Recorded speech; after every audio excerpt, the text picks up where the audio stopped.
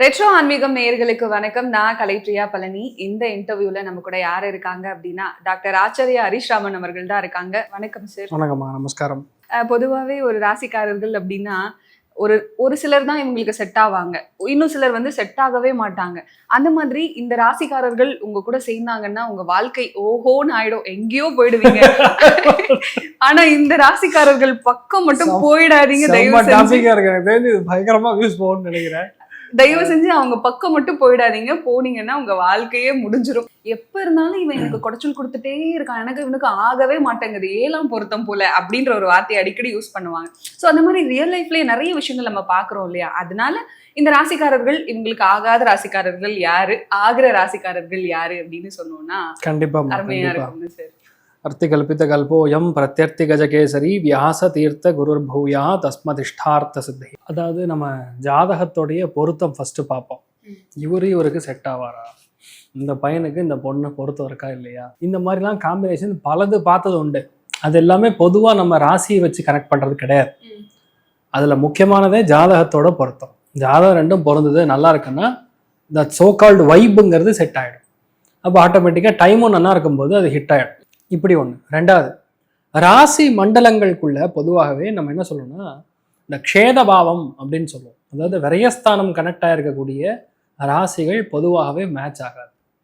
அப்படின்னா என்ன அர்த்தம்னா, உங்கள் ராசியிலிருந்து 6ஆம் இடம், 8ஆம் இடம், 12ஆம் இடம் இந்த பாவகங்கள் கனெக்ட் ஆச்சுன்னா 24 மணி நேரம் செந்தில் கவுண்டமணி பார்க்குற மாதிரியே இருக்கும். லைவ்ல டப்பாவை எடுத்து அவன் அடிப்பான், திருப்பி இவர் எடுத்து அடிப்பார், இப்படியே இருக்கும். 6ஆம் இடம், 8ஆம் இடம், இதுதான் லாஜிக்கு. வேற ஒன்றும் பெரிய சமாச்சாரம்லாம் இன்னைக்கு நான் பேச போறதே கிடையாது. இது இப்படி இருக்கும்போது இது ஏதாவது பரிகாரம் பண்ணி ஒட்ட வைக்கலாமா? பரிகாரம்ங்கிறா ஒரு விஷயத்த நம்மளால தடுக்கவே முடியாது, ஏதாவது பண்ணி தாங்க முடியுமா அப்படின்னு சொன்னா அதுக்கு பரிகாரம். இதை ஈஸியா உன் கையில இருக்குமா? Still the ball is in your court. அதனால உங்க வாழ்க்கை நீங்களே அடுத்த 45 வருஷம் பார்ப்பீங்களா, இல்லை அது ஏதாவது பரிகாரம் பண்ணி அவங்க கூட இருக்க முடியுமா? தயவு செய்து புரிஞ்சுங்க. அந்த மாதிரி ஜாதகங்கள் செட் ஆகாதுன்னா பளிச்சுன்னு செட் ஆகாதுன்னு நான் சொல்லிட்டு இருக்கேன். என்னதான் சொன்னாலும் உங்க பொண்ணு கண்டிப்பா அந்த பையனோட தான் கல்யாணம் ஆகும்.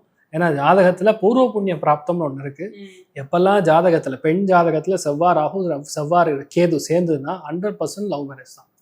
No doubt. 200%. அதாவது 5 டிகிரிஸ்க்குள்ள 2 பேருக்கும் கன்ஜங்ஷன் இருந்ததுன்னா கண்டிப்பா லவ் மேரேஜ் தான்.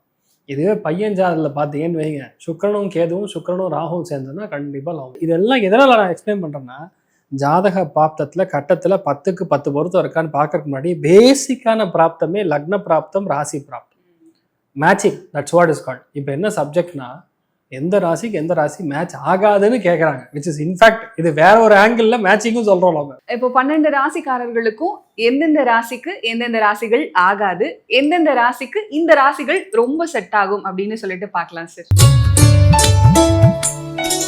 கும்பராசிக்காரர்களுக்கு இந்தந்த ராசிக்காரர்கள் அறவே செட் ஆகாது, தயவு செஞ்சு வேண்டாம் அப்படின்னு கூடிய ராசிகள் எந்தெந்த ராசிகள்? செட் ஆகாதுன்னு ஆரம்பிக்கணும். கும்பன்னாவே லவ் தான்மா, கும்பன்னாவே பாட்டு தான், கும்பன்னாவே எல்லாமே மீடியா தான். கும்பத்தில் இருக்கிற பல பேர் கட்சியில தலைவர்களா இருப்பாங்க, சில பேர் அரசியல்ல தலைவர்களா இருப்பாங்க, சில பேர் பார்த்தீங்கன்னா அவங்க இண்டஸ்ட்ரியில அவங்க தலைவராக இருப்பாங்க.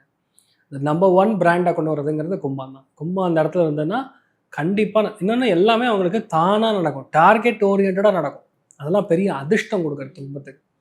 அதே கும்பம் சுத்தமாக இவன் ஆகவே ஆகாது, நம்ம கவனமாக இருக்கணும் அப்படின்னு சொல்ல பார்த்தோன்னா கன்னி. கன்னி ராசிகளுக்கும் பொதுவாக கும்பத்துக்கும் ஒர்க் அவுட்டே ஆகாது, நாட் ஒர்க்கபிள் அப்படின்னு சொல்ல பார்த்தீங்கன்னா எப்பவுமே பிரச்சனைக்குரிய ஆட்களாகவே இருப்பான். ஏன்னா அவன் கேள்வி கேட்பான், அவனுக்கு பிடிக்காது, அவன் உழைப்பான், இவனுக்கு பிடிக்காது. கும்பத்தை பொறுத்த வரைக்கும் மற்றவங்கனால நமக்கு பெனிஃபிட் நடக்கும், அது அப்படிதான். இவங்க உழைப்பாங்க, ஆனா மூளையினால் உழைப்பாங்க, பிசிக்கலா இருக்காது. பிசிக்கலா அதுக்குள்ள இறங்கி ரொம்ப சிரமப்பட்டு ஸ்கிராச்ல இருந்து ஆரம்பிச்சு அப்படி போகாது. அது ஒரு பெரிய ஒரு வேரியேஷன் சொல்லுவோம், அது பொதுவாகவே இருந்துட்டு இருக்கும்னு சொல்லுவோம். அதுக்கும் மேல ரொம்ப கவனமா இருக்க வேண்டியதுங்கிறது மகரத்துக்கிட்ட. மகரத்துக்கிட்ட நம்ம என்னவோ அதுதான் ஆகணும், ஆனா வேற ரூபம். நம்ம தற்காத்து நம்மளை ஹெல்ப் பண்ணக்கூடிய ஒரு ரூபம். ஆனா மகரத்தினால நமக்கு பிரச்சனை தான் அதிகம். இவங்கெல்லாம் கொஞ்சம் நம்ம பார்த்துக்கணும். கும்பத்தை பொறுத்த வரைக்கும் கடகராசி நண்பர்களாக கூட இருக்கும் அப்படின்னாங்கன்னா கண்டிப்பாக ஹெல்த் பிரச்சனை வரும். You have to be very careful. கடகம் கூட வச்சுக்காம இருக்கிறது தான் பெட்டர். சரி, ஆகக்கூடிய ராசிகள் எந்தெந்த ராசிகள் பரவாயில்லை அப்படின்னு சொல்லக்கூடிய ராசிகள்? சரி, கும்பத்தை பொறுத்த வரைக்கும் என் இனமடா அப்படின்னு சொன்னா மிதுனம், துலாம். இவங்க எப்பவுமே அதுவும் லக்னமா பிறந்தாங்கன்னா உயிரே விட்டுருவாங்க. மிதுன ராசியாக இருந்தாலும் சரி, மிதுன லக்னமாக இருந்தாலும் சரி, துலா ராசியாக இருந்தாலும் துலா லக்னமாக இருந்தாலும் இவங்க கூடயே நட்பாக போயிட்டு இருப்பாங்க. அதுலேயும் ரொம்ப டிபெண்டபிளாக இவங்கள்லாம் நான் இல்லை அப்படின்னு சொல்லக்கூடிய நிலைமைகள் பொதுவாகவே இருந்துட்டு. ஸோ அதனால் பயங்கரமாக ட்ரஸ்ட்டு பில்டப் பண்ணக்கூடிய ஸ்தானம்னா அது வந்து இந்த துலாமும் மிதுனமும் ரொம்ப அதிகமாக கனெக்ட் ஆகும். இருக்கிறதுலே டாப் மோஸ்ட், இருக்கிறதுலே பெரிய ஒரு அட்வான்டேஜ், எனக்கு கிஃப்டடா இவன் கிடச்சது எனக்கு கிஃப்டடா அப்படின்னு கும்பத்துக்கு சொல்லணும்னா தனுசு ராசி நண்பர்கள். தனுசு ராசிக்காரங்க 24 இப்போ நாங்கள் விருச்சிகத்துக்கு ஒரு மேட்டர் சொல்லும் போது சொன்னோம். அந்த மாதிரி தனுசு ராசி நண்பர்கள் வந்து இவங்கனால தப்பு கும்பத்துக்கு விளைவிக்கவே முடியாது. கரெக்ட், அதுதான் பாயிண்ட். அந்த அளவுக்கு ட்ரஸ்ட் வர்த்தியாக இருப்பாங்க. மோஸ்ட்லி பார்த்தீங்கன்னா கும்பம், மிதுனம், துலாம் நிறைய பேருடைய வீட்டில் இருந்துகிட்டே இருக்கும். வேணான்னு சொன்னாலும் இருக்கும். ட்ராவல் பண்ணால் பிடிக்கும், பெரிய பெரிய இடத்துக்கு போகணும், சங்கத்துக்கு போகணும், ஒரு சொசைட்டி இருக்காங்கன்னா இவங்க இருப்பாங்க. சேவை செய்யறது, சொசைட்டிக்கு சேவை செய்யக்கூடிய ஒரு மனப்பான்மை அதெல்லாம் இயல்பாகவே இருக்கும். அதில் மூளையாக இருந்து ஒரு காரியத்தை முடிக்கிறதுங்கிற மாதிரி ஃபேண்டாஸ்டிக். இந்த கும்பராசிக்காரர்களுக்கு ஏதாவது ஒரு ராசி இவங்க கூட இருந்தீங்கன்னா உங்க வாழ்க்கை ரொம்ப நல்லா இருக்கும், அடுத்த கட்டத்தை நோக்கி போவீங்க அப்படின்னா எந்த ராசிக்காரர்கள்? 2 ராசி. ஓகே. அதில் முதல் துலாம், ரெண்டாவது தனுசு. இவங்க 2 பேர் இருந்தாலும் உங்கள் வாழ்க்கையில் நீங்கள் ஃபெயிலே ஆக மாட்டீங்க. 40 மார்க்லாம் கிடையாது, 85 தான். அவ்வளோ அளவுக்கு ஒரு சுவாரஸ்யமாக நல்ல விஷயமா பண்ணுவாங்க, ஹெல்ப் பண்ணுவாங்க, கரெக்டான சோர்ஸ்க்கு உங்களுக்கு அட்வைஸ் பண்ணுவாங்க, உங்களுடைய லைஃப் என்னன்னு அவங்க புரிஞ்சுப்பாங்க, பயங்கர ஒரு ஸ்ட்ராங்காக இருக்கும். அப்போ கும்பராசிக்காரர்களுக்கு ஆகாத ஒரு ராசி வேண்டாம் அப்படின்னு சொல்லக்கூடிய ராசி 2 ராசிக்காரர்கள் 2 ராசி சொல்லலாம். கும்பத்தை பொறுத்த வரைக்கும் கடகம் கொஞ்சம் பிரச்சனை பிடிச்சது. அதாவது கடகத்தினால ஹெல்த் பிரச்சனை இல்லை, நிறைய கடனில் போய் மாட்டிக்கிறது, தேவையில்லாத ப்ரெஷரில் மாட்டிக்கிறதுங்கிற மாதிரி இருக்கும். ஆனால் இருக்கிறதுலேயே மோஸ்ட் டேஞ்சரஸ்ன்னு சொல்கிறது கன்னி, விருச்சிகம். இது 2 தான் அதிகமான ப்ரெஷர் கொடுக்கும். விருச்சிகம் கூட பரவாயில்ல, மகரம் தான் அதிகமான பிரச்சனை. கன்னி, மகரம் கவனமாக. சரி, இப்போ ஆகக்கூடாத ராசிகள்னு சொல்லிட்டு 2 ராசிகள் சொன்னீங்க. இருந்தாலும் அவங்க கூட சேர்ந்து டிராவல் பண்ற சூழ்நிலைகள் வந்தாலும் இல்லை இருக்காங்க அப்படின்னு சொல்லும் போது கண்டிப்பா அவங்க கூட ஒரு இணக்கமான சூழல் உருவாக்கிக்கணும் இல்லை சார்? அப்படி உருவாக்கிக்கணும் அப்படின்னு நினைச்சா என்ன எல்லாம் பண்ணணும்? இப்போ யாரை கூட வச்சக்கூடாதுன்னு சொல்லக்கூடிய ஆள் பக்கத்துலேயே இருந்தாங்கன்னு வைங்க, அவங்க மூலியமா கஷ்டப்படக்கூடியவங்களுக்கு சாப்பாடு வாங்கி கொடுக்கணும். அவங்க மூலியமாவே வாங்கி கொடுத்துடலாம்.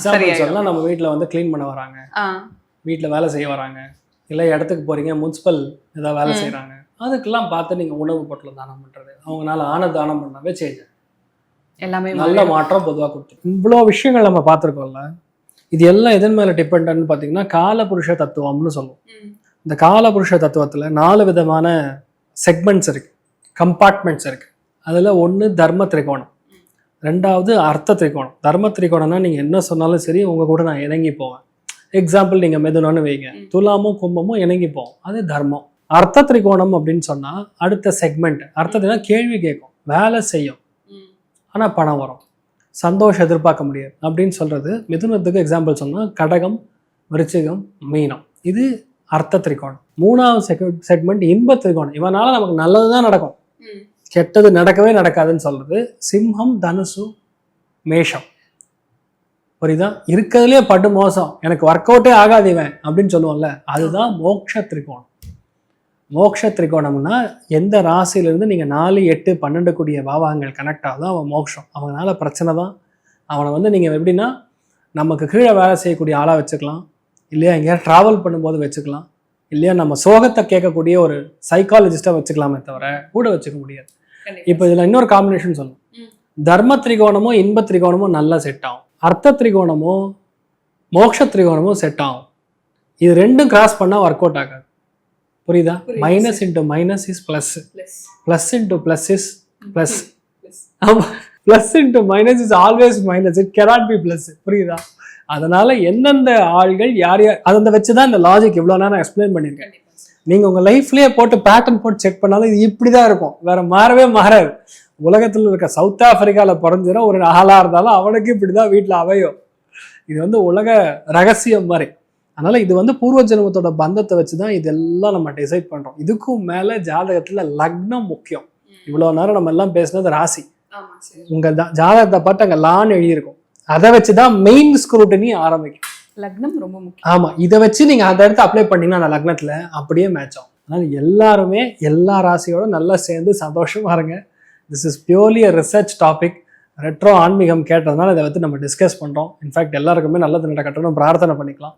சர்வே ஜனா சுகினோ பவந்து, சமஸ்த சன்மங்களாணி பவந்தரோட கண்வந்து. ததாஸ்து. நன்றி, வணக்கம். Thank you so much sir. ஏன்னா இவ்வளோ பொறுமையாக இந்த டாபிக் பற்றி நாங்கள் பேசணும்னு சொன்ன உடனே அதுக்கான ஒரு ரிசர்ச் பண்ணி ஓகே இவங்களுக்கு இவங்க ஆக மாட்டாங்க, கொஞ்சம் உஷாராக இருங்க, அட்லீஸ்ட் அவங்க கூட ட்ராவல் பண்ணணும்னு நினச்சா கூட இந்த பரிகாரங்கள் எல்லாம் கொஞ்சம் செஞ்சீங்கன்னா ஓரளவுக்கு அவங்க கூட இணக்கமாக போகிற சூழ்நிலைகள் உங்களுக்கு உருவாகும் அப்படின்னு ரொம்ப தெளிவாக சொன்னீங்க. Thank you so much sir.